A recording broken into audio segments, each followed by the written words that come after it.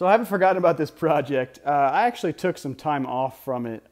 We had summer started, the boys are out of school, we're doing spring baseball, and Mother's Day was mixed in there. So just haven't had a lot of time. Couple that with working 60-hour weeks, just really haven't had any time to mess with this project. So, but I did have a little bit of time one evening. I took the control arms over to a buddy's house and we pushed out the stock ball joints, and he actually had the 1 5/8 and the 1 3/8 sockets to remove the nuts on those stock control arm shafts. So got those out, removed them, put them in a parts bin since they're going to be replaced with all the RideTech parts. So the steering box is still sitting over there. I've got the drag link and the idler arm bracket sitting over there. Everything's been cleaned up, power washed, degreased.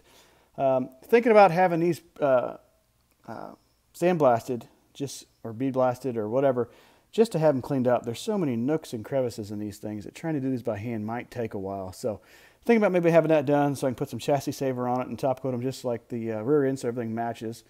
That's about it. Have not done anything underneath here yet. Everything's still a mess under here. I need to get down here and clean up everything. Again, haven't had time. Nothing's changed up here, except I did actually take the steering intermediate shaft out. Let's get sitting over here. It's this boot always tears.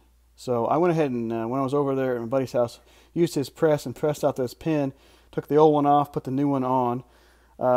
It's actually is a part from Inline tube. It's for I think it was like a 74 Chevelle or something like that.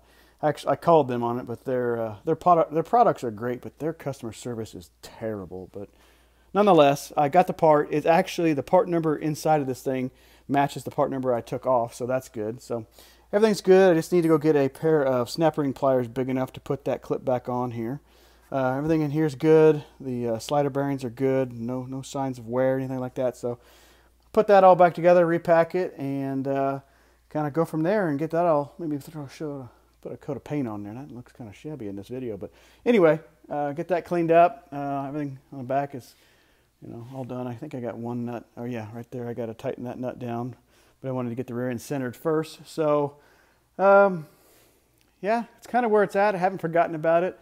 I know it's been a while since I put any videos online. So, but yeah, it's still here, still going on, still an hour at a time. So it's probably the world's slowest installation of these parts. But my anal retentiveness is getting the best of me. I've been going through everything and redoing everything that the previous owners have bush fixed. So everything is going back with stock parts or like stock parts. So should be good to go once we finally finish this thing up. So anyway, appreciate you guys hanging in there, and I should have a new video up here in the next week or two.